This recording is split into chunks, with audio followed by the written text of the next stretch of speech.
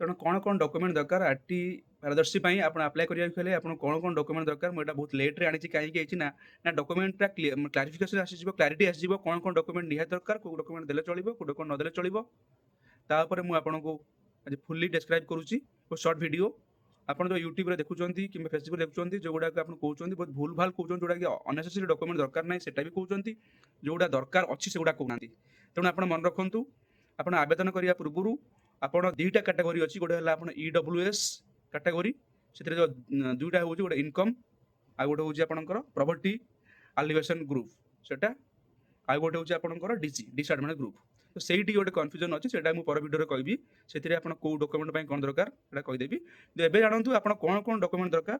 ଆପଣଙ୍କ ଦରକାର ପ୍ରଥମ ଦରକାର ଆପଣଙ୍କର ଯୋଉ ଚାଇଲ୍ଡ ପାଇଁ ଆପଣ ଆପ୍ଲାଏ କରିବେ ତାର ଆଧାର କାର୍ଡ଼ ଏବଂ ତାର ଡେଟ୍ ଅଫ୍ ବାର୍ଥ ସାର୍ଟିଫିକେଟ୍ ଗଲା ଆପଣ ଦୁଇଟା।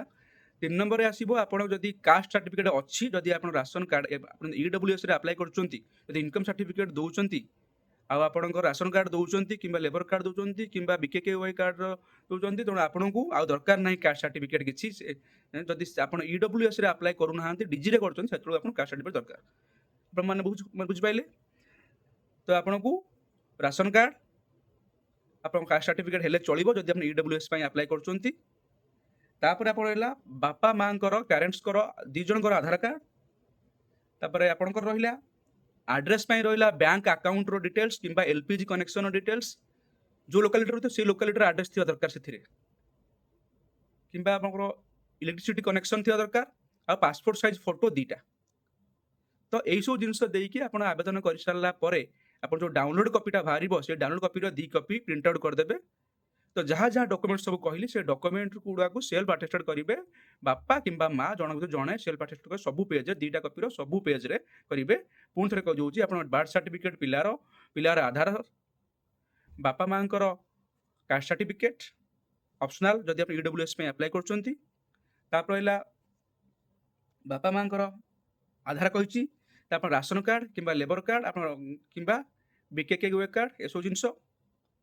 ତାପରେ ଆପଣଙ୍କ ଗଲା ଆଡ୍ରେସ୍ ପାଇଁ ଏଟା ମେନ୍ ଜିନିଷଟା ଗୋଟେ ହେଲା ration card labour card address details ପାଇଁ ଦରକାର ନୁହଁ। ଆଡ୍ରେସ୍ ପାଇଁ ହେଲା ଆପଣଙ୍କର କୋଉଟା ନା ବ୍ୟାଙ୍କ ପାସବୁକ୍‌ରେ ଯୋଉ ଆପଣଙ୍କର ଯୋଉ ଲୋକାଲିଟିରେ ପକଉଛନ୍ତି ସେ ଲୋକାଲିଟିର ଆଡ୍ରେସ୍ ଥିବା ଦରକାର କିମ୍ବା ଏଲ୍‌ପିଜି କନେକ୍ସନ କିମ୍ବା ଇଲେକ୍ଟ୍ରିସିଟି କନେକ୍ସନ ତାର କପି। ଯଦି ସେଗୁଡ଼ା ନ ଅଛି ଲାଷ୍ଟକୁ ରଖିବ rent agreement copy address copy ପାଇଁ ସେ ରେଣ୍ଟ ଏଗ୍ରିମେଣ୍ଟଟା ମ୍ୟାକ୍ସିମମ୍ ଗୋଟେ ବର୍ଷ ଭିତରେ ହେଇଥିବା ଦରକାର। ତାପରେ ପାସପୋର୍ଟ ସାଇଜ୍ ଫଟୋ ପିଲାର ଦିଟା ଏ ସବୁ କପିକି ଦୁଇଟା ଲେଖା ସେଟ୍ କରିକି ସେଥିରେ ଆପଣଙ୍କର ଆଇଦର ଫାଦର ଅର୍ ମଦର ଦୁଇ ଜଣଙ୍କର ସେଲ୍ଫ ଆଟେଷ୍ଟେଡ୍ କରିକି ନିକଟସ୍ଥ ବିଓ ଅଫିସରେ ନେଇକି ଦାଖଲ କରିବେ। ବିଓ ଅଫିସରେ ଦାଖଲ ମାନେ କରିସାରିଲା ପରେ ଆପଣଙ୍କୁ ସିରିଏଲ୍ ନମ୍ବରଟା ମିଳିବ। ସିରିଏଲ୍ ନମ୍ବର ନେଇକି ରଖିବେ। ତାପରେ ଆପଣ କେମିତି କ'ଣ ହେଲା ତାର ଷ୍ଟାଟସ୍ କ'ଣ ଏସବୁ ଜାଣିବା ପାଇଁ ହେଲେ ଆପଣଙ୍କୁ ନେକ୍ସଟ ଭିଡ଼ିଓରେ ଆପଣ କରିବି। ଆପଣ ମନେ ରଖନ୍ତୁ ଦୟାକରି ଏଟାକୁ ସବସ୍କ୍ରାଇବ୍ କରିଦିଅନ୍ତୁ ଚ୍ୟାନେଲକୁ ଅନ୍ୟମାନଙ୍କୁ ସେୟାର କରନ୍ତୁ। ବହୁତ ଗରିବ ଲୋକ ଯିଏକି ପଢ଼େଇ ପାରୁନାହାନ୍ତି ପିଲାମାନଙ୍କୁ ସେମାନେ ଏଥିରୁ ଉପକୃତ ହେବେ। Thank you.